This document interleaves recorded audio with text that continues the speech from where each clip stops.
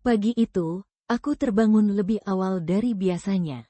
Langit masih setengah gelap, dan udara dingin menempel di kulitku saat aku berjalan pelan ke dapur. Aku menyalakan lampu, lalu mulai menyiapkan sarapan seperti hari-hari sebelumnya. Nasi hangat, telur dadar, sup sederhana kesukaan anakku. Rutinitas yang sama, rutinitas yang dulu terasa membahagiakan. Aku melirik jam di dinding. Pukul 5.15. Mas, panggilku pelan dari dapur. Tidak ada jawaban. Aku tersenyum kecil. Mungkin dia masih tidur. Seperti biasa, aku melanjutkan memasak, berusaha menikmati suara kecil dari dapur, desis minyak, denting sendok, dan aroma makanan yang perlahan memenuhi ruangan. Di saat seperti ini, aku sering meyakinkan diriku sendiri. Aku bahagia, aku punya keluarga, aku punya rumah, dan itu sudah cukup.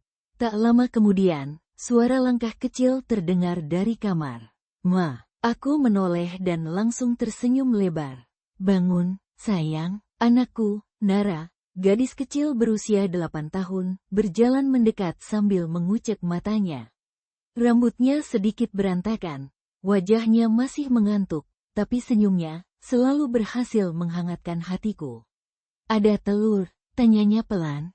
Aku tertawa kecil. Selalu ada buat kamu. Ia duduk di kursi makan, memeluk boneka kecilnya. Aku menyajikan sarapan di depannya, lalu duduk di seberangnya. Tidurnya nyenyak, tanyaku. Nara mengangguk, lalu tiba-tiba bertanya, Papa belum bangun? Aku melirik ke arah kamar.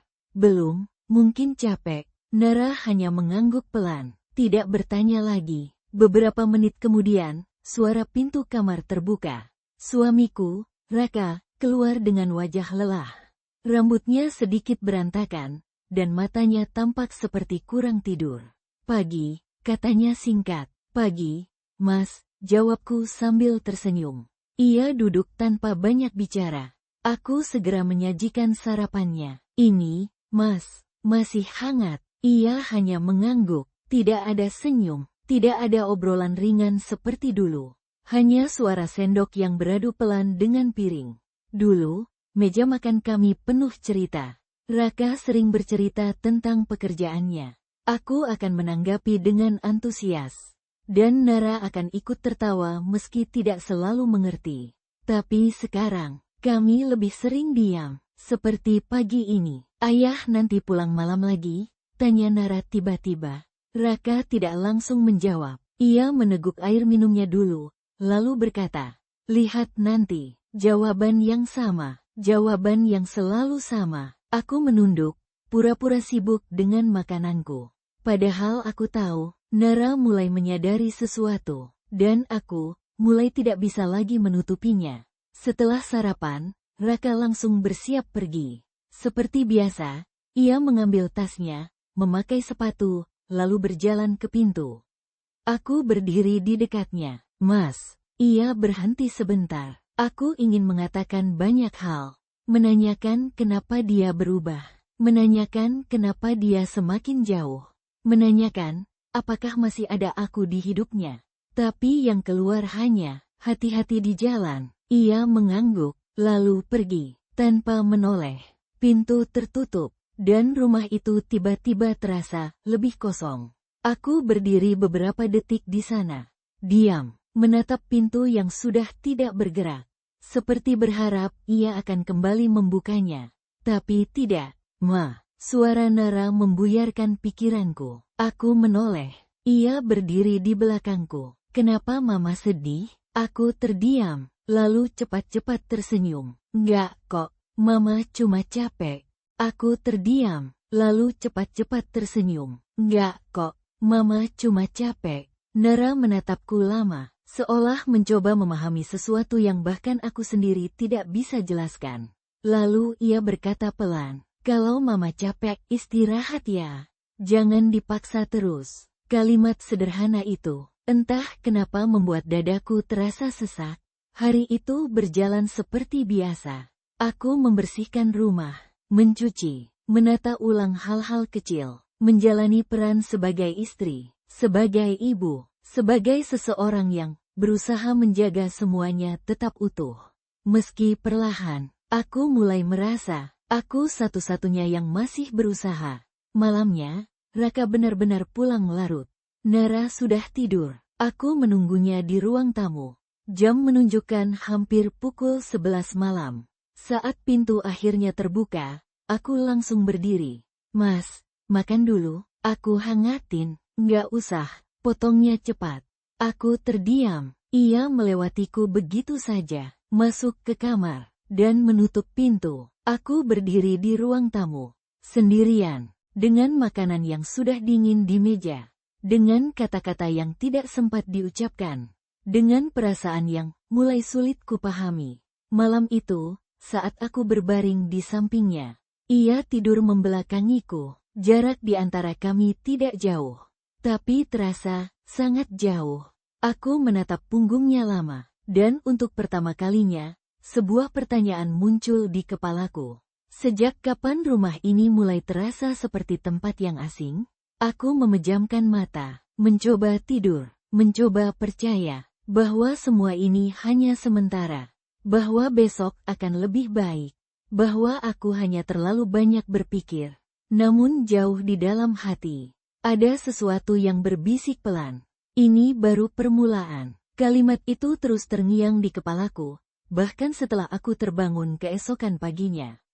Aku membuka mata dengan perasaan yang aneh, seperti abis bermimpi buruk, tapi tidak bisa mengingat apa isinya. Hanya rasa tidak nyaman yang tertinggal, mengendap di dada. Di sampingku, tempat Raka sudah kosong. Selimutnya rapi, terlalu rapi. Seolah ia sudah lama bangun, atau mungkin tidak benar-benar tidur di sana. Aku duduk perlahan, menarik napas panjang. Mungkin aku cuma terlalu sensitif, gumamku pelan. Seperti biasa, aku mencoba menenangkan diri sendiri. Seperti biasa, aku mencoba menganggap semuanya baik-baik saja. Aku berjalan keluar kamar. Rumah masih sepi. Jam menunjukkan pukul 5. Lebih pagi dari biasanya, dan di meja makan, aku melihat sesuatu yang jarang kulihat akhir-akhir ini. Raka, ia sudah duduk di sana, dengan secangkir kopi di tangannya. Mas, aku sedikit terkejut. Bangun pagi banget, ia menoleh sekilas. Hanya itu, tidak ada senyum, tidak ada sapaan hangat. Aku berdiri beberapa detik, mencoba membaca ekspresinya. Namun seperti beberapa hari terakhir, wajahnya sulit ditebak. Aku masuk ke dapur, mulai menyiapkan sarapan. Namun suasananya berbeda. Biasanya aku menikmati momen ini. Tapi pagi ini terasa canggung, sunyi. Bahkan suara sendok yang beradu dengan panci terdengar lebih keras dari biasanya. Aku melirik ke arah Raka. Ia sedang menatap ponselnya, serius, fokus. Seolah dunia di dalam layar itu jauh lebih penting daripada yang ada di depannya. Mas, mau sarapan apa? Tanyaku hati-hati. Ia tidak langsung menjawab. Beberapa detik, cukup lama untuk membuatku merasa tidak dianggap. Apa aja, jawabnya akhirnya. Aku tersenyum kecil, pahit. Jawaban itu terdengar sederhana, tapi entah kenapa terasa jauh. Nara keluar beberapa menit kemudian. Seperti biasa, ia langsung berlari kecil ke arahku. Ma, hari ini Nara ada tugas kelompok. Aku menoleh, mencoba mengembalikan semangatku. Wah, sama siapa? Sama Rani sama Dito? Nanti mereka ke rumah ya. Aku sempat terdiam. Rumah ini, tempat yang akhir-akhir ini terasa asing bahkan untukku sendiri. Tapi melihat mata Nara yang berbinar, aku tidak tega menolak. Boleh. Jawabku akhirnya, nanti mama siapin cemilan ya. Nara tersenyum lebar, lalu ia menoleh ke arah ayahnya. Pa, nanti temen Nara ke rumah ya. Raka tidak langsung menjawab, ia masih menatap ponselnya. Pa, ulang Nara, sedikit ragu. Baru setelah itu Raka mengangkat kepala. Oh, iya, singkat, datar. Aku melihat wajah Nara berubah sedikit. Senyumnya masih ada. Tapi tidak secerah tadi, dan entah kenapa, itu membuat hatiku terasa nyeri. Setelah sarapan, Raka bersiap berangkat lebih cepat dari biasanya. Ia berdiri di depan pintu, memakai sepatu. Aku mendekat. Mas, pulang jam berapa nanti? Pertanyaan sederhana, tapi terasa berat. Ia tidak menatapku. Lihat nanti. Lagi. Jawaban yang sama. Sebelum pergi, Nara berlari kecil menghampirinya. Pa, peluk dulu. Raka berhenti sebentar, seolah ragu. Namun akhirnya ia menunduk sedikit dan memeluk Nara sekilas. Cepat, seperti terburu-buru. Papa kerja ya? Iya. Nara menjawab pelan. Pintu tertutup. Dan lagi-lagi, rumah itu terasa kosong. Hari berjalan seperti biasa. Aku menemani Nara, menyiapkan rumah untuk kedatangan teman-temannya. Tawa anak-anak sempat memenuhi ruang tamu sore itu. Suara riang, suara yang sudah lama tidak terdengar. Aku berdiri di dapur, mendengarkan mereka. Dan untuk sesaat, aku merasa semuanya kembali normal. Namun saat teman-temannya pulang, suasana itu ikut pergi. Kembali sunyi, kembali sepi. Malam datang, jam menunjukkan pukul 9. Raka belum pulang. Nara duduk di sampingku. Ma, aku menoleh. Iya, sayang. Nara menggenggam tanganku. Papa sekarang jarang ngobrol ya. Aku terdiam. Aku ingin menyangkal. Ingin bilang semuanya baik-baik saja. Tapi, aku tidak bisa. Papa lagi capek. Mungkin, jawabku akhirnya. Jawaban yang bahkan aku sendiri tidak sepenuhnya percaya. Nara menunduk, lalu berkata pelan. Dulu papa sering cerita. Aku mengangguk. Iya, sekarang. Nara kangen papa yang dulu. Kalimat itu, menusuk pelan. Tidak menyakitkan di luar, tapi menghancurkan di dalam. Malam itu, aku menunggu lagi. Seperti kemarin. Seperti hari-hari sebelumnya. Namun kali ini, perasaan itu berbeda.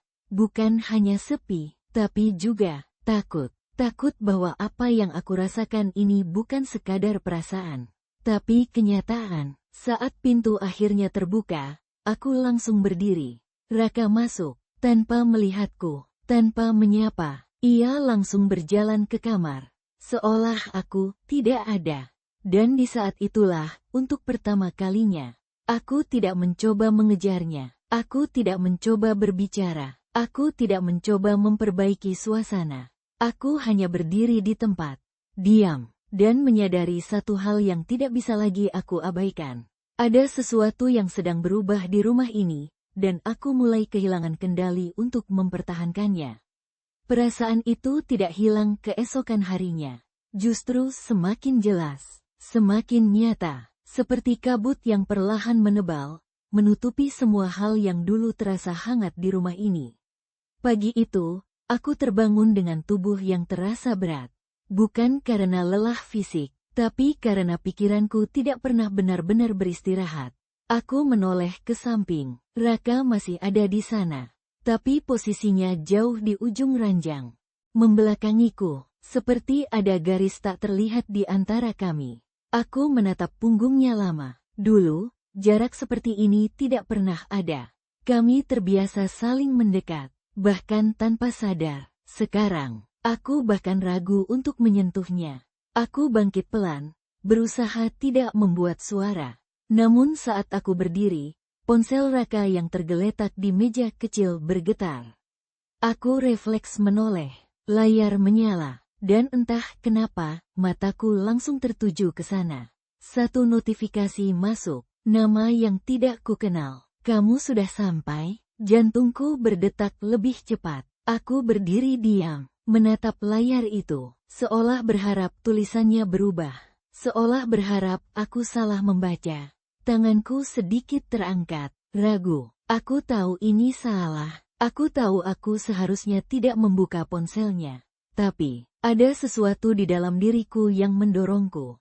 Pelan, namun kuat, aku melangkah mendekat, mengambil ponsel itu. Belum sempat aku membuka pesan itu. Suara Raka terdengar dari belakang. Kamu ngapain? Aku terkejut, hampir menjatuhkan ponselnya. Aku berbalik cepat. Maaf, aku cuma... Ia berdiri di sana, menatapku. Tatapannya tidak seperti biasanya.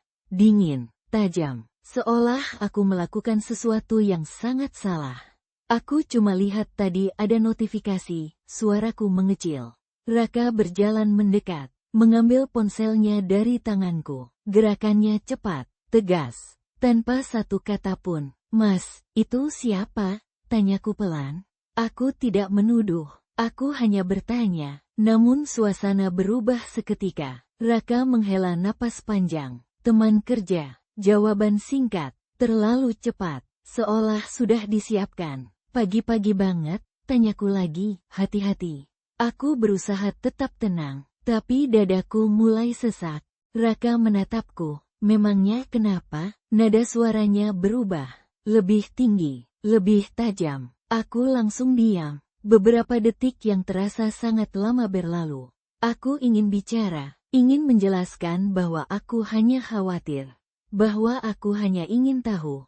Tapi kata-kata itu tertahan di tenggorokanku. Tidak keluar. Jangan terlalu curiga, katanya akhirnya. Bukan dengan marah, tapi dengan nada yang membuatku merasa bersalah. Seolah akulah yang berlebihan. Seolah aku yang salah. Aku menunduk. Iya, maaf. Kata itu keluar begitu saja. Seperti refleks. Padahal di dalam hatiku ada sesuatu yang mulai retak. Hari itu berjalan aneh, lebih berat dari biasanya. Setiap kali aku mengingat pesan itu, pikiranku kembali kacau. Kamu sudah sampai? Kalimat sederhana, tapi terasa terlalu dekat, terlalu pribadi. Aku mencoba mengalihkan perhatian, membersihkan rumah, menata ulang lemari, mengurus hal-hal kecil, tapi semuanya terasa sia-sia. Karena pikiranku tidak pernah benar-benar pergi dari kejadian pagi itu. Sore harinya, Nara pulang sekolah dengan wajah ceria. Namun begitu melihatku, ia langsung berhenti. Mama, kenapa? Aku tersenyum cepat. Enggak, kenapa-kenapa. Nara mendekat, menatapku lebih lama, seperti mencoba membaca sesuatu. Kok Mama kelihatan sedih? Aku menggeleng. Enggak, Mama cuma capek. Lagi-lagi alasan yang sama, alasan yang mulai terasa seperti kebohongan. Nara tidak langsung percaya, tapi ia tidak memaksa. Ia hanya memelukku, pelan, hangat, dan entah kenapa, pelukan itu justru membuatku ingin menangis. Malamnya, aku menunggu lagi. Namun kali ini berbeda, aku tidak hanya menunggu Raka pulang. Aku menunggu jawaban. Saat pintu akhirnya terbuka, aku langsung berdiri. Raka masuk seperti biasa, tanpa melihatku. Namun kali ini, aku tidak diam. Mas, kita perlu ngomong. Ia berhenti, perlahan menoleh. Tatapannya datar. Ngomong apa? Aku menarik napas dalam, berusaha mengumpulkan keberanian. Tentang pesan itu, tentang perasaanku, tentang semua yang mulai berubah. Tapi sebelum aku sempat melanjutkan, Raka berkata lebih dulu, kalau cuma mau bahas hal nggak penting, aku capek. Kalimat itu, seperti mematikan semua yang ingin kukatakan. Aku terdiam, mulutku terbuka, tapi tidak ada suara yang keluar.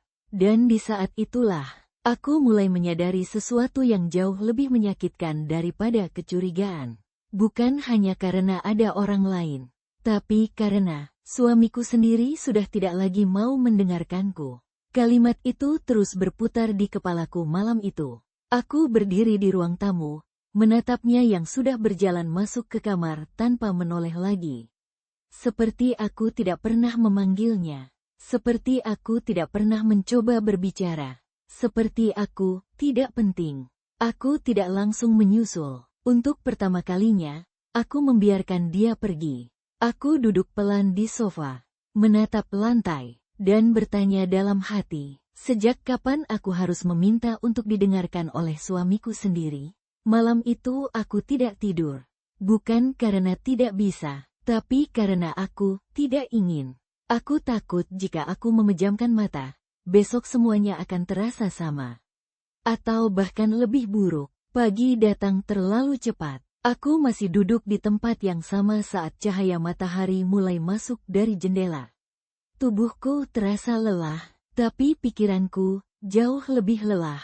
Aku tetap menjalankan rutinitas, bangun, memasak, menyiapkan sarapan, seolah tidak terjadi apa-apa, seolah semuanya masih normal. Raka keluar kamar dengan wajah datar. Ia duduk di meja makan tanpa bicara. Aku menyajikan makanan di depannya. Pelan, hati-hati, seolah setiap gerakanku bisa memicu sesuatu yang tidak kuinginkan. Mas, aku mencoba lagi.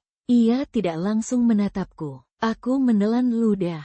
Aku cuma mau kita ngobrol baik-baik. Akhirnya ia mengangkat kepala, menatapku, namun bukan dengan kehangatan, bukan juga dengan kesabaran, melainkan kelelahan. Apalagi sih, katanya. Nada itu bukan marah, tapi cukup untuk membuatku merasa seperti beban. Aku cuma ngerasa kita makin jauh, suaraku pelan. Aku berusaha tidak menangis. Kalau aku salah, bilang, tapi jangan diam kayak gini. Beberapa detik hening. Aku menunggu, berharap. Namun jawaban yang datang, tidak seperti yang kuharapkan. Aku capek, tahu nggak, katanya akhirnya. Aku terdiam, capek. Aku kerja tiap hari, pulang udah lelah. Dan yang aku dapat di rumah cuma pertanyaan. Aku membeku. Kata-katanya terasa menusuk, tapi tidak bisa kulawan. Aku cuma mau kita baik-baik aja, kataku pelan. Raka menghela napas, lalu berkata, kalau kamu mau semuanya baik-baik aja, ya jangan ribet. Ribet, satu kata itu, menghapus semua yang aku rasakan. Seolah perasaanku tidak penting, seolah aku hanya masalah. Nara keluar dari kamar di tengah suasana itu. Ia langsung berhenti saat melihat kami. Mama, Papa, aku langsung tersenyum, berusaha menutupi semuanya. Udah, ayo sarapan. Kami duduk bertiga, tapi rasanya seperti tiga orang asing. Tidak ada obrolan, tidak ada tawa, hanya suara sendok, dan jarak yang semakin terasa. Setelah sarapan, Raka bersiap pergi. Seperti biasa, cepat, tanpa banyak bicara. Namun kali ini, sebelum keluar, ia menerima telepon. Aku tidak sengaja mendengarnya. Suaranya berubah, lebih pelan, lebih lembut. Iya, aku Otto, katanya. Ada jeda, lalu ia tersenyum kecil. Senyum yang sudah lama tidak kulihat. Tapi bukan untukku. Hatiku seperti jatuh, pelan, namun dalam. Ia menutup telepon, lalu menyadari aku melihatnya. Ekspresinya berubah lagi, dingin. Teman kantor, katanya singkat. Aku tidak bertanya, tidak lagi, karena jawabannya sudah tidak penting. Pintu tertutup, dan kali ini, aku tidak merasa kosong. Aku merasa ditinggalkan. Nara menarik bajuku pelan. Ma, aku menoleh. Iya, sayang, ia ragu, seperti ingin berkata sesuatu. Lalu akhirnya bertanya, Mama sama Papa, kenapa sih? Pertanyaan itu datang lebih cepat dari yang kuduga. Aku terdiam, aku ingin berbohong, mengatakan semuanya baik-baik saja, seperti yang selalu kulakukan. Tapi kali ini, aku tidak sanggup. Aku berlutut di depannya, memegang tangannya. Mama lagi coba memperbaiki semuanya. Suaraku bergetar, tapi Mama juga butuh waktu. Nara menatapku lama, lalu berkata pelan, kalau Mama capek, jangan dipaksa terus ya.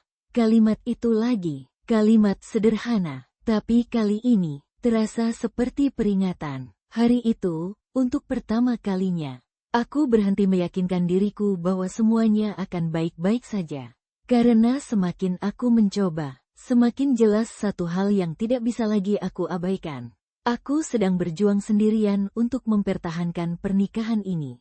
Dan hari itu, aku akhirnya menyadari seberapa sendirinya aku. Siang itu terasa lebih sunyi dari biasanya. Setelah Nara berangkat sekolah, rumah kembali kosong. Tidak ada suara televisi, tidak ada musik. Aku bahkan tidak menyalakan apapun. Seolah aku ingin mendengar sesuatu. Sesuatu yang mungkin selama ini aku abaikan. Aku mulai membereskan rumah seperti biasa. Merapikan meja, melipat pakaian, membersihkan kamar. Semua kulakukan perlahan, tanpa benar-benar fokus. Karena pikiranku masih tertinggal di pagi tadi. di ekspresi Raka, di nada suaranya, dan di senyum kecilnya saat menerima telepon itu. Aku masuk ke kamar kami, atau kamar yang dulu terasa milik kami berdua. Sekarang terasa seperti ruang yang hanya kugunakan sendiri. Saat merapikan tempat tidur, aku melihat sesuatu di sisi tempat tidur Raka. Sebuah kertas kecil, seperti struk atau catatan. Awalnya aku tidak terlalu peduli. Namun saat aku mengambilnya, mataku langsung terpaku. Itu bukan struk biasa. Itu bukti pembayaran dari sebuah restoran makan malam 2 orang. Tanggalnya semalam. Tanganku langsung dingin. Semalam. Bukankah semalam dia bilang lembur?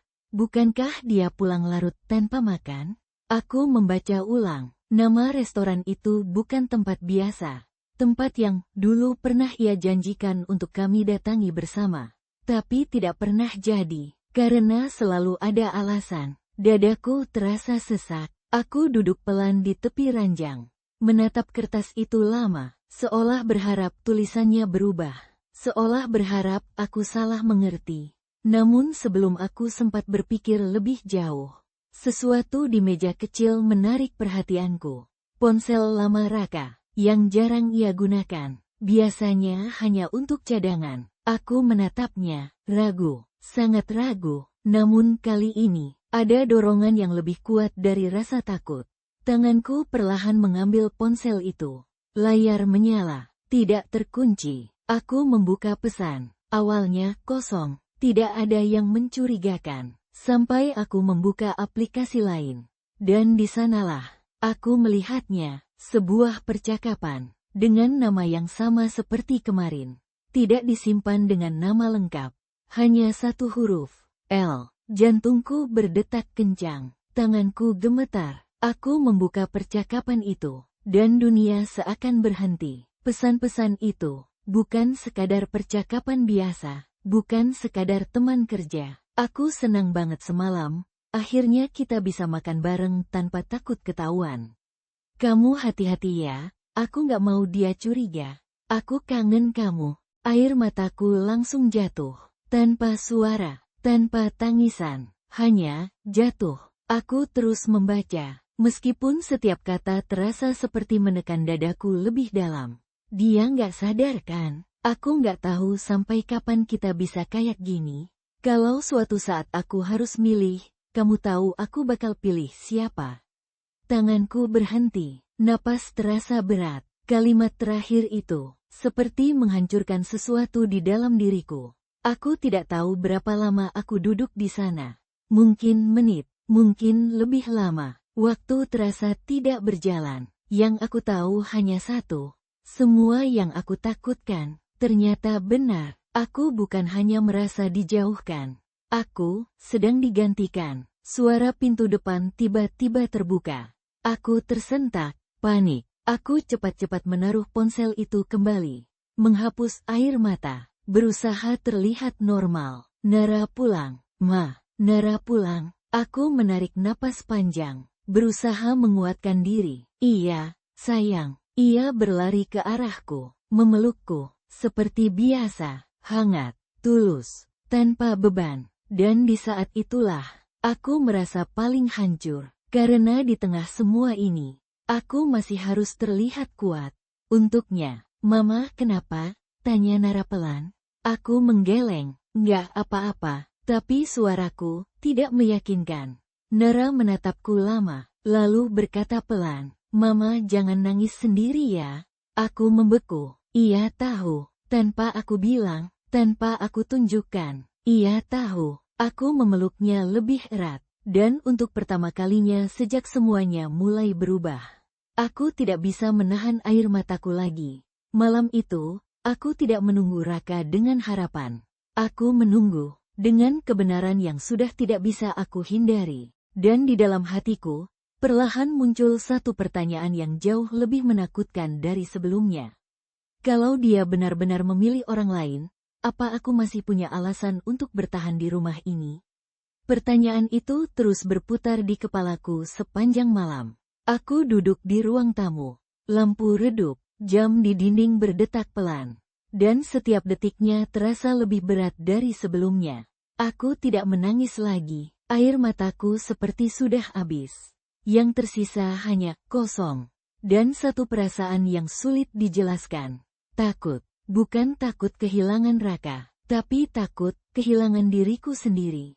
Pintu akhirnya terbuka, Raka masuk seperti biasa, langkahnya pelan, wajahnya datar, seolah tidak ada yang berubah, seolah tidak ada yang salah. Namun malam ini berbeda, aku tidak bangkit untuk menyambutnya. Aku tidak menawarkan makanan, aku tidak berpura-pura semuanya baik-baik saja. Aku tahu, suara itu keluar begitu saja, pelan, tapi cukup untuk membuatnya berhenti. Raka menoleh. Apa maksud kamu? Aku menatapnya, untuk pertama kalinya, tanpa menghindar, tanpa takut. Aku tahu semuanya. Hening, beberapa detik, namun terasa seperti sangat lama. Aku lihat pesan kamu, lanjutku. Suaraku bergetar, tapi aku tidak mundur. Aku tahu kamu nggak sendiri. Raka tidak langsung menjawab. Ia hanya menatapku, lama, seolah menimbang sesuatu, seolah memutuskan apa yang harus ia lakukan. Dan jawaban yang ia pilih adalah diam. Diam yang lebih menyakitkan daripada penolakan. Diam yang seperti pengakuan. Mas, jawab aku, kataku, hampir memohon. Namun ia justru menghela napas. Aku capek, katanya pelan. Lagi, kalimat yang sama, namun kali ini terasa jauh lebih menyakitkan. Capek, aku tersenyum pahit. Capek dari apa? Dari aku. Ia tidak menyangkal, tidak juga membela diri. Ia hanya berkata, aku nggak mau ribut. Kalimat itu seolah menutup semua kemungkinan. Aku juga nggak mau ribut, kataku. Air mataku mulai jatuh lagi. Tapi aku istrimu, aku berhak tahu. Raka memejamkan mata sebentar, lalu berkata dengan suara datar. Ya udah, kalau kamu sudah tahu, terus mau apa? Dunia terasa berhenti, bukan karena pengakuannya, tapi karena caranya. Tidak ada penyesalan, tidak ada usaha menjelaskan, tidak ada rasa kehilangan. Jadi, ini semua benar? Tanyaku pelan. Ia tidak menjawab, namun kali ini, aku tidak butuh jawabannya lagi. Aku mundur selangkah, tubuhku terasa lemah, tapi pikiranku tiba-tiba sangat jernih. Aku selama ini bertahan buat kamu, buat kita, buat Nara. Suaraku pecah, tapi kamu bahkan gak berusaha sedikit pun. Raka menatapku, namun tetap tanpa emosi. Jangan lebay. Satu kalimat itu menghancurkan semuanya. Aku tertawa kecil, pahit, lebay. Aku menggeleng pelan. Iya, mungkin aku memang terlalu berharap. Saat itulah, suara kecil terdengar dari belakang. Ma, aku membeku. Raka juga. Kami menoleh bersamaan. Nara berdiri di sana, di ujung lorong, dengan wajah bingung, dan mata yang mulai berkaca-kaca. Ia pasti mendengar. Sebagian, atau mungkin cukup banyak. Nara, aku melangkah cepat ke arahnya. Namun ia mundur sedikit, seperti takut, atau bingung harus bagaimana. Kalian lagi berantem? Tanyanya pelan. Tidak ada yang menjawab. Nara menatap kami bergantian, lalu suaranya makin kecil. Papa, Mama, kenapa sih sekarang selalu kayak gini? Hatiku hancur saat itu juga. Aku berlutut di depannya, memegang tangannya. Mama minta maaf. Air mataku jatuh tanpa bisa dihentikan. Namun yang membuat semuanya semakin menyakitkan adalah Nara tidak langsung memelukku. Ia hanya berdiri diam, menatapku, dengan ekspresi yang belum pernah kulihat sebelumnya. Bukan marah, bukan juga sedih, tapi kecewa. Dan di saat itulah, untuk pertama kalinya aku menyadari. Bukan hanya pernikahanku yang sedang hancur, tapi juga dunia kecil milik anakku. Dan aku tidak bisa membiarkan itu terjadi. Tidak untuk Nara. Malam itu, setelah semuanya terjadi, Nara akhirnya tertidur di pelukanku. Tangannya masih menggenggam bajuku erat, seolah takut aku akan pergi. Atau takut kehilangan sesuatu yang bahkan belum ia pahami sepenuhnya. Aku menatap wajahnya lama. Anakku, alasan aku bertahan selama ini. Alasan aku menahan semua luka. Semua diam. Semua rasa yang perlahan menggerogoti diriku. Maaf ya, bisikku pelan. Air mataku jatuh di rambutnya. Aku harus kuat, buat kamu. Di dalam kamar, Raka masih terjaga. Aku tahu itu. Lampu masih menyala. Namun aku tidak masuk. Aku duduk di ruang tengah. Sendirian, memikirkan semuanya. Untuk pertama kalinya, aku tidak hanya merasa terluka. Aku merasa harus melakukan sesuatu. Aku tidak bisa terus seperti ini. Tidak bisa terus diam. Tidak bisa terus membiarkan semuanya runtuh. Dan di malam yang sunyi itu, aku membuat keputusan. Aku akan mempertahankan keluarga ini. Apapun yang terjadi, bukan karena aku tidak terluka. Bukan karena aku tidak tahu kenyataannya. Tapi karena aku belum siap menyerah. Pagi harinya, aku bangun dengan satu tujuan.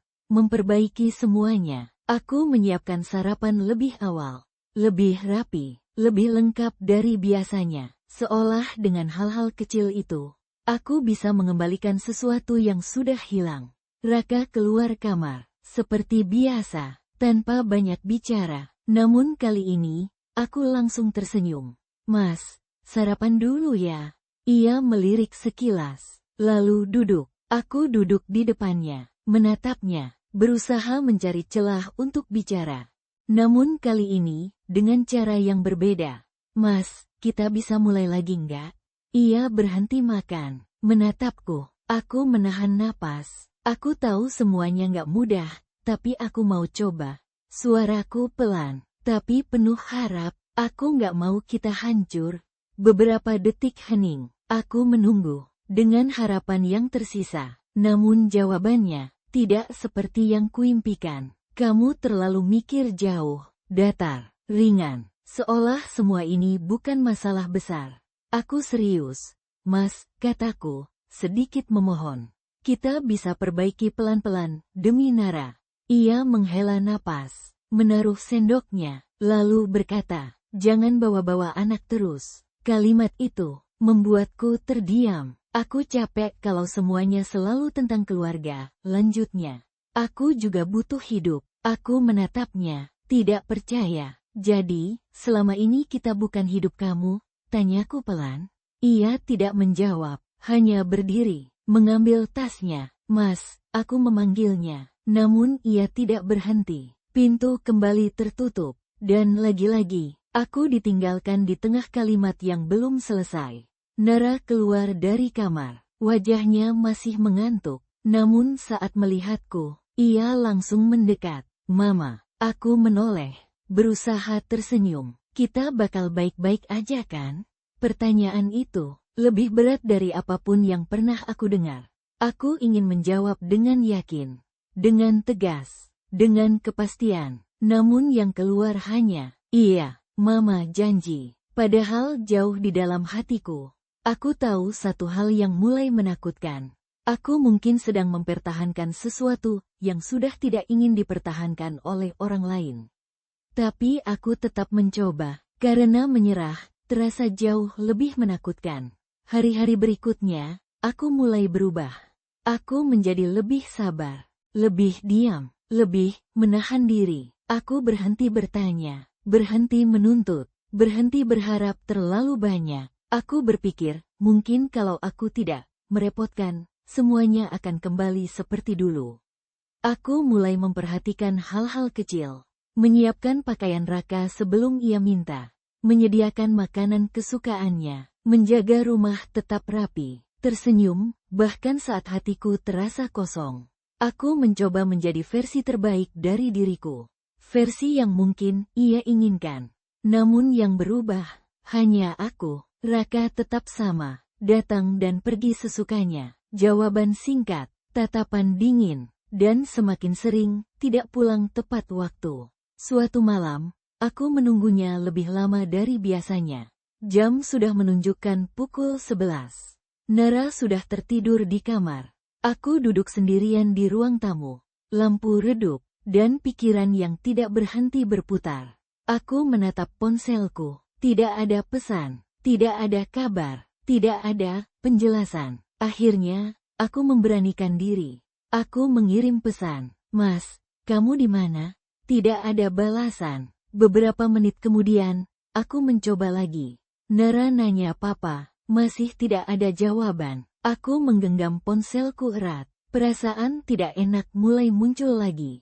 Lebih kuat dari sebelumnya. Sampai akhirnya, ponselku bergetar. Namun bukan dari Raka. Sebuah nomor tidak dikenal. Aku ragu, tapi tetap membukanya. Pesan itu singkat, namun cukup untuk membuat jantungku berhenti sejenak.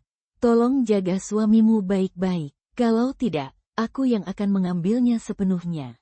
Tanganku langsung dingin. Aku membaca ulang, lagi, dan lagi, seolah berharap kalimat itu berubah. Siapa ini? Kenapa dia tahu nomorku? Dan yang paling menakutkan, kenapa dia bicara seolah aku tidak lagi punya kendali? Aku tidak membalas. Aku tidak tahu harus berkata apa. Beberapa detik kemudian, pesan kedua masuk. Dia lebih bahagia saat bersamaku. Air mataku jatuh. Kali ini, tanpa bisa ditahan. Aku duduk perlahan. Tubuhku terasa lemah.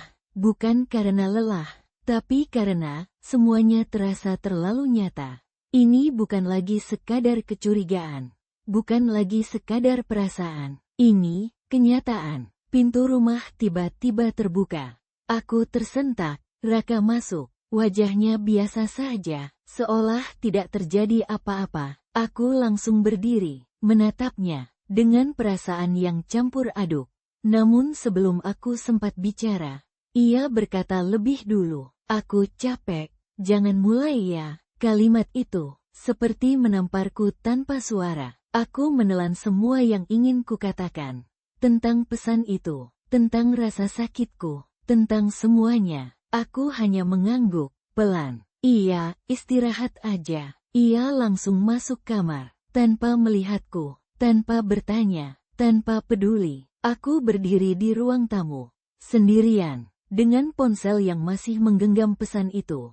Dan di saat itu, aku akhirnya menyadari sesuatu yang jauh lebih menyakitkan dari sebelumnya. Aku bukan lagi berjuang untuk mempertahankan pernikahan ini. Aku sedang berjuang untuk mempertahankan diriku sendiri.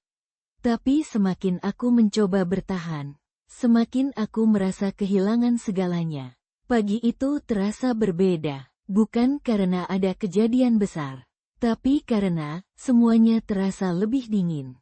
Aku bangun lebih lambat dari biasanya. Tubuhku berat, mataku bengkak, dan pikiranku masih penuh dengan pesan semalam. Aku berjalan ke dapur, menyiapkan sarapan seperti biasa. Namun kali ini, aku tidak merasakan apa-apa. Tidak ada semangat, tidak ada harapan, hanya rutinitas. Nara, sarapan dulu. Sayang, panggilku pelan. Tidak ada jawaban. Aku menoleh ke arah kamar. Biasanya, Nara akan langsung keluar. Dengan suara ceria, dengan langkah kecilnya. Namun pagi ini, tidak. Aku berjalan ke kamarnya. Pintu sedikit terbuka, dan saat aku melihat ke dalam, Nara sudah duduk di ujung tempat tidur. Sudah siap sekolah, tapi tidak seperti biasanya. Nara, aku mendekat, kok belum keluar? Ia menatapku sebentar, lalu berkata pelan, "Aku bisa siap sendiri kok, Ma." Aku terdiam. Kalimat itu sederhana, namun terasa jauh. Ya. Tapi Mama kan biasa bantuin kamu. Suaraku mengecil. Nara menggeleng pelan. Nggak apa-apa, Mama lagi capek kan? Dadaku langsung terasa sesak. Ia tahu, ia selalu tahu. Aku tersenyum, berusaha terlihat kuat. Iya, tapi Mama tetap bisa kok. Namun Nara sudah berdiri, mengambil tasnya, tanpa menunggu. Kami berjalan ke meja makan. Duduk berhadapan. Namun suasananya berbeda. Biasanya, Nara akan bercerita tentang sekolah, tentang teman-temannya, tentang hal-hal kecil yang membuatku tersenyum. Tapi pagi ini, ia hanya makan, diam. Aku mencoba membuka percakapan, Hari ini ada pelajaran apa? Biasa. Jawaban singkat. Teman-temanmu jadi ke rumah lagi? Enggak. Setiap pertanyaanku dijawab seadanya, tanpa antusias, tanpa semangat. Aku menggenggam sendokku lebih erat, berusaha menahan sesuatu yang mulai muncul di dadaku. Nara, panggilku pelan. Ia menoleh. Iya, Ma. Aku ingin bertanya, apakah ia marah? Apakah ia kecewa? Apakah ia menjauh dariku? Namun yang keluar justru, kamu kenapa, sayang? Nara terdiam beberapa detik, lalu menunduk. Aku nggak apa-apa. Aku tahu itu bukan jawaban sebenarnya. Aku tahu ada sesuatu yang ia pendam. Nara, kamu bisa cerita ke Mama. Suaraku mulai bergetar. Ia menggeleng pelan. Kalau Nara cerita, nanti Mama sedih lagi. Kalimat itu langsung menghancurkan pertahananku. Jadi selama ini, ia menahan semuanya. Demi aku menutup mulutku. Air mataku hampir jatuh. Anakku, yang seharusnya aku lindungi, justru sedang melindungiku. Nara, aku mencoba meraih tangannya. Namun ia menariknya pelan, bukan kasar, tapi cukup untuk membuatku berhenti. Aku berangkat dulu ya, Ma. Ia berdiri, menggendong tasnya, dan berjalan ke pintu. Aku hanya bisa berdiri, diam, menatapnya. Sebelum keluar, ia berhenti. Tanpa menoleh, ia berkata pelan, Ma, aku menahan napas. Kalau Mama nggak bahagia, nggak apa-apa kok.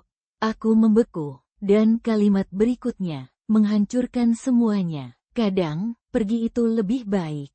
Pintu tertutup. Aku masih berdiri di tempat yang sama. Tidak bergerak, tidak bersuara. Dan untuk pertama kalinya, aku tidak hanya merasa kehilangan suami. Aku merasa, aku mulai kehilangan anakku juga. Dan di saat itu, satu kenyataan pahit akhirnya tidak bisa lagi aku hindari. Semua yang aku pertahankan justru perlahan menjauh dariku. Dan hari itu, aku benar-benar merasakannya. Bukan sekadar perasaan, tapi kenyataan yang tidak bisa lagi aku hindari. Rumah terasa sangat sepi setelah Nara pergi. Lebih sepi dari biasanya, seolah suara kecil yang dulu mengisi rumah ini ikut menghilang. Aku duduk di kursi makan. Piring masih ada di depanku. Makanan tersisa, namun tidak ada selera untuk menyentuhnya. Pikiranku kosong, atau mungkin terlalu penuh. Aku bahkan tidak tahu harus mulai dari mana. Aku melihat ke sekeliling rumah. Semua masih sama, tidak ada yang berubah. Namun kenapa rasanya semuanya sudah berbeda? Aku berdiri pelan, melangkah ke ruang tengah, lalu ke kamar, lalu kembali lagi, seperti seseorang yang kehilangan arah. Untuk pertama kalinya, aku tidak tahu harus melakukan apa. Biasanya, aku akan membersihkan rumah, atau memasak, atau melakukan sesuatu agar pikiranku tidak diam. Tapi hari itu, aku hanya duduk, dan membiarkan semuanya datang. Semua kenangan, semua kata-kata, semua luka. Aku teringat awal pernikahan kami. Bagaimana Raka dulu begitu perhatian. Bagaimana ia selalu memastikan aku baik-baik saja. Bagaimana ia menggenggam tanganku, seolah tidak ingin melepaskannya. Dan sekarang, aku bahkan tidak tahu apakah ia masih menganggapku bagian dari hidupnya. Air mataku jatuh lagi, namun kali ini berbeda. Bukan hanya sedih, tapi juga lelah. Aku lelah berusaha sendiri, lelah berharap sendirian, lelah berpura-pura kuat. Tanpa sadar, aku mengambil ponselku, membuka kontak Raka, menatap namanya lama. Jari-jariku gemetar. Namun aku tetap mengetik, Mas, kita perlu bicara serius. Aku nggak kuat kalau terus kayak gini. Aku menatap pesan itu, ragu, takut. Namun akhirnya, aku menekan tombol kirim. Beberapa detik berlalu, lalu menit. Tidak ada balasan. Aku menunggu, terus menunggu. Seolah hidupku berhenti di situ. Menunggu satu jawaban, satu kepastian. Sampai akhirnya, ponselku bergetar. Aku langsung membukanya. Jantungku berdegup kencang. Namun yang aku baca, membuat semuanya runtuh. Kalau kamu nggak kuat, ya sudah. Hanya itu, tidak ada penjelasan, tidak ada usaha menenangkan, tidak ada rasa peduli. Aku menatap layar itu lama, tidak bergerak, tidak bernapas, seolah kalimat itu menghapus semua yang tersisa. Kalau aku nggak kuat, ya sudah. Jadi selama ini, aku bertahan sendirian, dan baginya, itu tidak pernah penting. Aku tertawa kecil, namun suaranya kosong, hampa. Ya sudah, bisikku pelan, mengulang kata yang sama, dan di saat itu, aku akhirnya sampai di titik yang paling jujur dalam hidupku. Aku tidak bisa lagi menyangkal, tidak bisa lagi berharap, tidak bisa lagi membohongi diriku sendiri. Aku menatap pantulan diriku di kaca, wajah yang lelah, mata yang kosong, dan seseorang yang hampir tidak aku kenali lagi. Aku, siapa sekarang? Tanyaku pelan. Tidak ada jawaban, hanya diam, dan kenyataan yang semakin jelas. Aku sudah kehilangan diriku sendiri, jauh sebelum aku kehilangan mereka. Dan untuk pertama kalinya, aku tidak ingin mencari diriku kembali. Hari itu berlalu tanpa arah. Aku tidak melakukan apa-apa, tidak membersihkan rumah, tidak memasak, tidak mencoba memperbaiki apapun. Aku hanya ada, duduk, diam. Menatap waktu yang berjalan tanpa peduli padaku. Sampai sore datang, dan suara pintu terbuka. Nara pulang, seperti biasa, namun langkahnya lebih pelan, seolah ia ragu masuk ke rumahnya sendiri. Ma, aku pulang, suaranya kecil, hati-hati. Aku menoleh, berusaha tersenyum, namun aku tahu, senyum itu tidak sampai ke mataku. Iya, sayang. Nara meletakkan tasnya. Tidak langsung bercerita, tidak langsung mendekat. Ia hanya berdiri, menatapku. Mama, kenapa rumahnya sepi banget? Pertanyaan itu sederhana, tapi cukup untuk membuat dadaku sesak. Aku tidak menjawab, karena aku sendiri tidak tahu. Nara berjalan mendekat, duduk di sampingku, namun tidak memelukku seperti biasanya. Mama belum masak? Aku menggeleng pelan. Nanti ya. Ia mengangguk, tidak protes, tidak meminta, dan justru itu yang membuatku semakin merasa bersalah. Nara, aku memanggilnya. Ia menoleh. Mama lagi capek banget, suaraku hampir tidak terdengar. Ia menatapku lama, lalu berkata pelan, aku tahu. Air mataku langsung jatuh. Aku menunduk, menutupi wajahku, untuk pertama kalinya, di depan anakku sendiri. Aku tidak bisa lagi berpura-pura kuat. Aku nggak tahu harus gimana lagi, bisikku. Nara diam, beberapa detik, yang terasa sangat lama. Lalu ia berkata sesuatu yang tidak pernah kubayangkan sebelumnya. Mama, kalau mama terus kayak gini, aku juga jadi takut.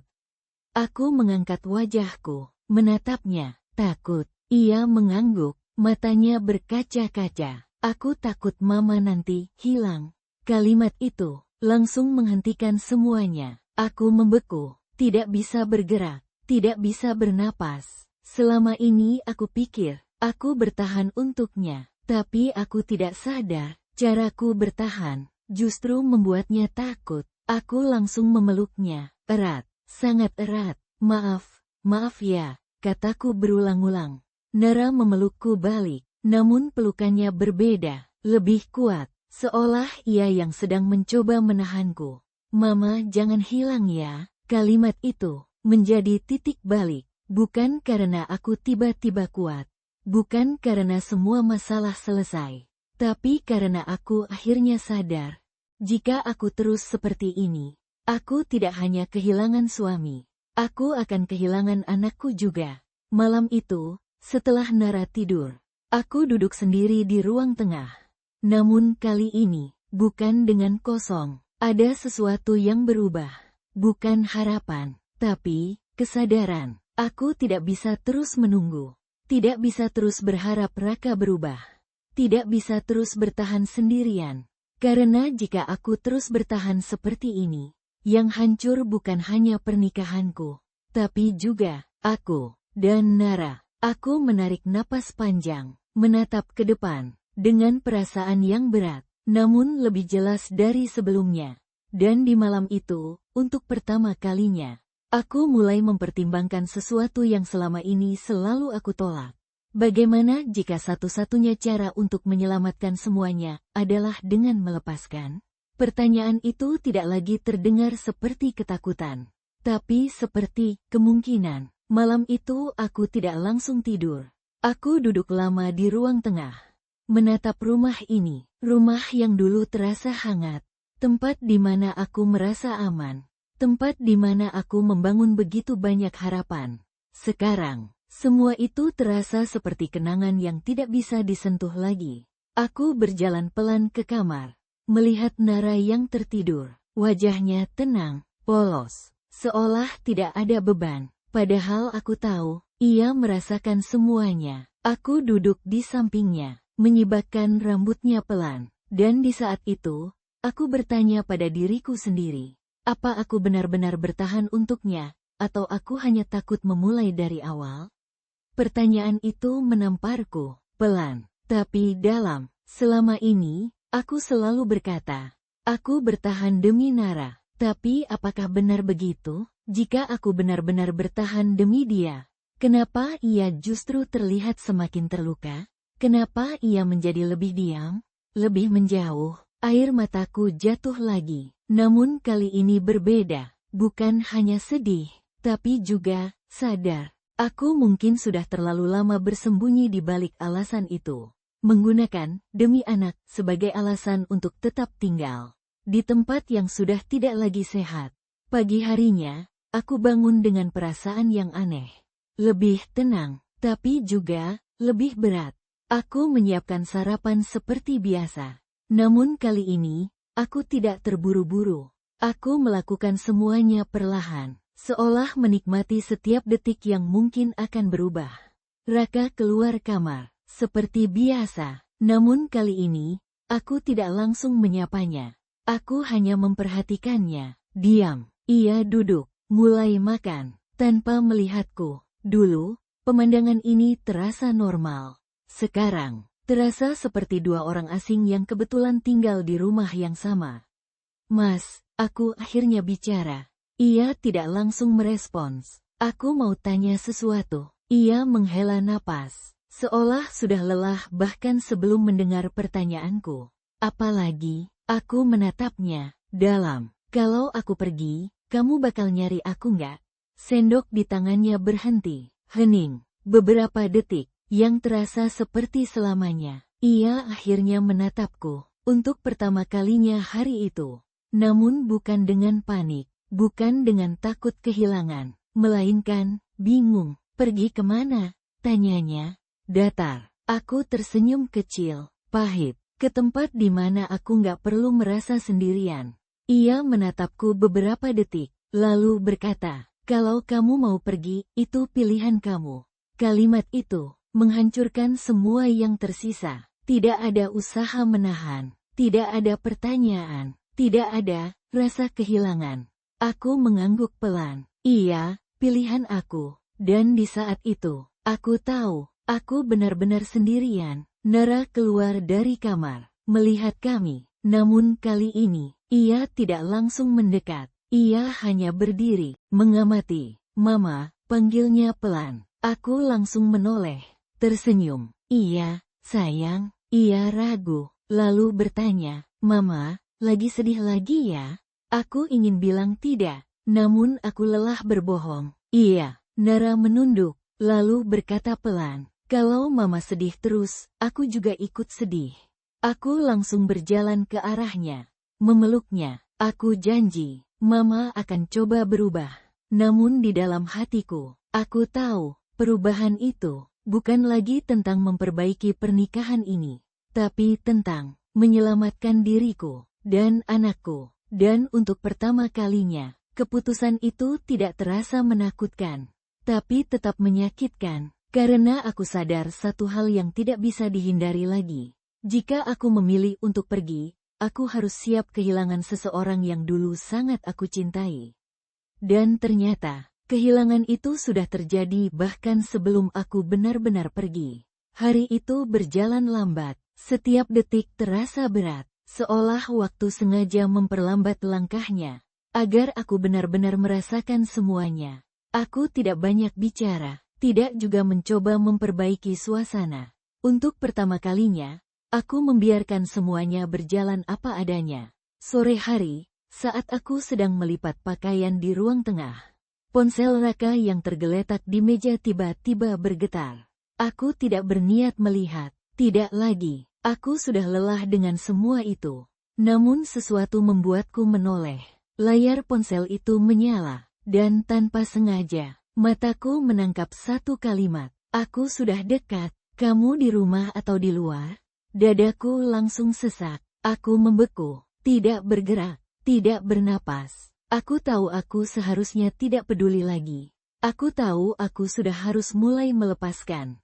Tapi kenyataan tetap terasa menyakitkan. Beberapa menit kemudian, Raka keluar dari kamar. Ia mengambil ponselnya, membaca pesan itu, dan seperti biasa, ekspresinya berubah, lebih hidup. Lebih ringan, lebih seperti dulu, namun bukan untukku. Aku keluar sebentar, katanya singkat. Aku menatapnya, tanpa bertanya, tanpa menahan. Ia berjalan ke pintu, dan kali ini, aku tidak memanggilnya. Aku hanya berkata pelan, hati-hati. Ia mengangguk, tanpa melihatku. Pintu tertutup, dan aku tahu, ia tidak sedang pergi untuk bekerja. Aku duduk perlahan di sofa, menatap ke arah pintu itu lama. Untuk pertama kalinya, aku tidak merasa marah. Aku merasa kosong, seolah hatiku sudah tidak punya ruang untuk merasa apapun lagi. Beberapa saat kemudian, suara langkah kecil terdengar. Nara mendekat. Mama, aku menoleh. Iya, sayang. Ia duduk di sampingku, menatap pintu. Papa pergi lagi ya? Aku mengangguk pelan. Nara diam lama. Lalu ia berkata sesuatu yang membuat napasku berhenti. Papa sekarang lebih sering pergi sama orang itu ya? Aku langsung menoleh cepat. Jantungku berdetak kencang. Kamu tahu, Nara mengangguk pelan. Aku pernah lihat, dunia terasa berputar. Kapan? Tanyaku hampir berbisik. Waktu Papa jemput aku lihat Papa sama perempuan itu di mobil. Tanganku langsung gemetar. Kenapa kamu nggak bilang ke Mama? Nara menunduk. Aku takut Mama sedih. Kalimat itu kembali menghancurkan aku. Anakku, selama ini, menanggung semuanya sendiri. Aku langsung memeluknya, erat. Maaf, Mama nggak tahu. Nara memelukku balik. Namun kali ini, ia berkata pelan. Mama, kita nggak apa-apakan tanpa Papa? Aku membeku. Pertanyaan itu adalah jawaban dari semua yang selama ini aku cari. Aku tidak langsung menjawab, karena aku tahu, jawaban itu akan mengubah segalanya. Aku menarik napas panjang, menatap wajahnya, yang kini tidak lagi polos seperti dulu. Lalu aku berkata pelan, iya, kita akan baik-baik aja. Dan di saat itulah, aku sadar, keputusan itu sudah tidak bisa ditunda lagi. Karena kali ini, bukan hanya aku yang terluka, tapi juga anakku, dan aku tidak akan membiarkannya tumbuh di tempat yang membuatnya belajar bahwa luka adalah hal yang normal. Aku menatap ke depan, dengan hati yang berat, namun untuk pertama kalinya, dengan arah yang jelas, dan satu keputusan akhirnya benar-benar terbentuk di dalam diriku. Aku akan pergi. Kalimat itu terus bergema di kepalaku. Tidak lagi sebagai kemungkinan, tapi sebagai keputusan. Malam itu terasa berbeda, bukan karena suasananya berubah, tapi karena aku yang berubah. Aku tidak menangis, tidak juga merasa panik. Ada kesedihan, tentu saja. Tapi di balik itu, ada ketenangan yang aneh. Seolah setelah sekian lama tersesat, aku akhirnya menemukan jalan keluar. Aku berjalan pelan ke kamar, membuka lemari, dan untuk pertama kalinya, aku mulai mengemasi barang-barangku. Tidak banyak, hanya yang penting, pakaian, dokumen, beberapa kenangan kecil yang tidak bisa kutinggalkan. Tanganku sempat berhenti saat melihat foto lama. Foto pernikahan kami, aku dan Raka, tersenyum bahagia, seolah dunia hanya milik kami berdua. Aku menatap foto itu lama. Air mataku jatuh pelan. Aku pernah benar-benar bahagia, bisikku. Namun kali ini, aku tidak menyimpannya. Aku meletakkannya kembali. Karena aku tahu, aku tidak bisa terus hidup di masa lalu. Pagi datang, lebih cepat dari yang kuharapkan. Aku sudah siap, bukan sepenuhnya kuat, tapi cukup untuk melangkah. Nara bangun dan melihat koper kecil di dekat pintu. Ia tidak terkejut, seolah ia sudah tahu. Mama, kita jadi pergi? Tanyanya pelan. Aku mengangguk. Iya, sayang. Ia mendekat, menggenggam tanganku. Aku ikut mama. Kalimat itu memberiku kekuatan yang tidak pernah aku sadari sebelumnya. Aku tersenyum. Iya, kita bareng-bareng. Kami duduk sebentar di ruang tengah. Menunggu. Aku tidak tahu kenapa. Mungkin aku ingin satu hal terakhir. Satu momen. Satu kesempatan. Dan benar saja, pintu terbuka. Raka pulang. Ia terlihat sedikit terkejut melihat koper itu. Kamu mau kemana? Aku berdiri, menatapnya. Untuk terakhir kalinya, sebagai seorang istri. Aku mau pergi. Ia terdiam. Beberapa detik. Drama lagi, katanya ringan. Aku tidak tersinggung, tidak marah. Karena aku sudah tidak mengharapkan apapun lagi. Aku serius. Ia menatapku, lalu ke koper, lalu ke Nara. Terus, tanyanya, satu kata, namun cukup untuk menjelaskan semuanya. Tidak ada usaha menahan, tidak ada rasa kehilangan. Aku mengangguk pelan. Terus, kita selesai. Hening. Nara menggenggam tanganku lebih erat. Raka menghela napas, lalu berkata, ya sudah, kalau itu maumu. Dan di saat itu, semua benar-benar berakhir. Tidak ada teriakan, tidak ada tangisan besar, tidak ada drama, hanya keputusan. Dan dua orang yang akhirnya memilih jalan masing-masing. Aku mengambil koperku, menggandeng tangan Nara. Sebelum keluar, aku berhenti sebentar, menoleh ke dalam rumah itu. Rumah yang pernah menjadi segalanya. Rumah yang menyimpan begitu banyak kenangan. Dan perlahan, aku berkata dalam hati, terima kasih, dan selamat tinggal. Aku melangkah keluar, pintu tertutup di belakangku. Dan di saat itu, aku tidak hanya meninggalkan rumah itu. Aku meninggalkan rasa sakit, harapan yang salah, dan versi diriku yang terus bertahan dalam luka. Langkahku terasa ringan, meski hatiku masih berat. Namun untuk pertama kalinya setelah sekian lama, aku tidak merasa hilang, aku merasa bebas. Dan satu hal yang akhirnya aku pahami, kadang, keputusan paling menyakitkan adalah satu-satunya cara untuk menyelamatkan diri. Dan aku baru saja melakukannya. Langkah kami berhenti di sebuah tempat yang tidak pernah aku bayangkan sebelumnya. Rumah kecil milik kakakku, sederhana, tidak luas. Namun cukup hangat untuk kami tinggali sementara. Ayo masuk, kata kakakku pelan. Ia tidak banyak bertanya, tidak menghakimi, hanya membuka pintu, dan memberiku ruang. Aku mengangguk, menggenggam tangan Nara lebih erat, lalu melangkah masuk. Udara di dalam rumah itu terasa berbeda. Tidak ada kenangan lama, tidak ada bayangan masa lalu, tidak ada luka yang terus menghantui. Namun anehnya, aku tidak langsung merasa lega. Aku justru merasa kosong, seperti seseorang yang baru saja meninggalkan segalanya. Dan belum tahu harus menjadi apa setelah ini.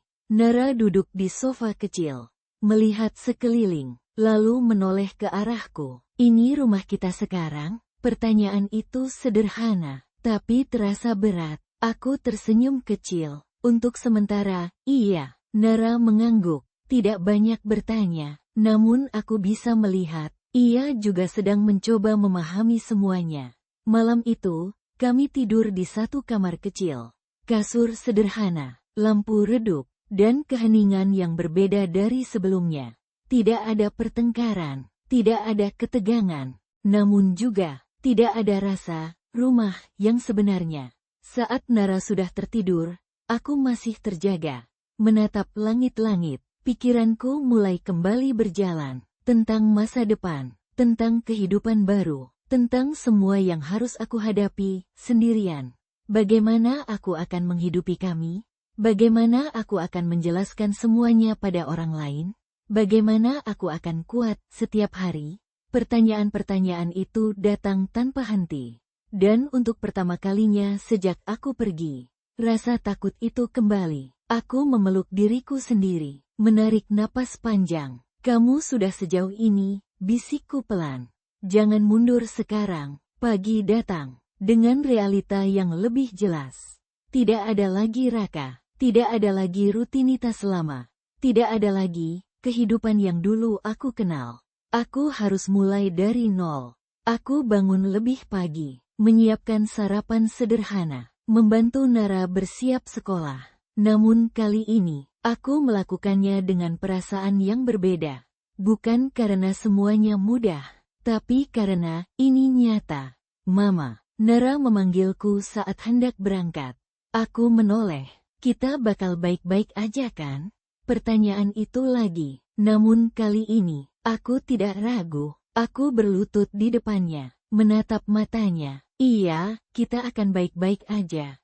Bukan janji kosong, bukan harapan semata, tapi tekad. Nara tersenyum kecil, lalu memelukku, dan pelukan itu memberiku kekuatan. Setelah ia pergi, aku duduk sendirian di ruang tamu. Namun kali ini, kesendirianku berbeda. Bukan sepi yang menyakitkan, tapi sepi yang memberi ruang.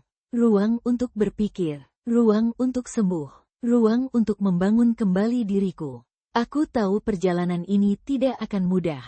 Aku tahu akan ada hari-hari sulit, hari-hari di mana aku akan meragukan keputusanku. Namun satu hal yang aku yakini sekarang, aku sudah mengambil langkah pertama, dan tidak peduli seberapa lambat jalanku nanti. Aku tidak akan kembali ke tempat yang membuatku kehilangan diriku sendiri. Aku menatap ke depan, dengan hati yang masih rapuh, namun dengan arah yang jelas. Dan untuk pertama kalinya setelah sekian lama, aku tidak lagi bertanya, kenapa ini terjadi? Aku mulai bertanya, apa yang bisa aku bangun dari sini? Pertanyaan itu, yang dulu terasa menakutkan, kini menjadi jawaban dari semua yang telah kulalui. Waktu berjalan, perlahan, namun pasti, hari-hari yang dulu terasa berat, kini mulai terasa lebih ringan. Bukan karena hidupku menjadi sempurna, tapi karena aku tidak lagi hidup dalam luka yang sama. Aku bekerja, belajar mengatur segalanya sendiri, bangun lebih pagi, tidur lebih larut, menghadapi hari-hari sulit tanpa tempat bersandar. Tidak mudah, bahkan sangat jauh dari kata mudah. Ada malam-malam di mana aku masih menangis diam-diam. Ada hari-hari di mana aku merasa lelah luar biasa. Ada momen-momen di mana aku ingin menyerah. Namun setiap kali itu terjadi, aku selalu mengingat satu hal. Aku sudah pernah melewati yang lebih menyakitkan dari ini. Dan aku tetap bertahan. Nara tumbuh, bukan hanya bertambah usia, tapi juga semakin kuat.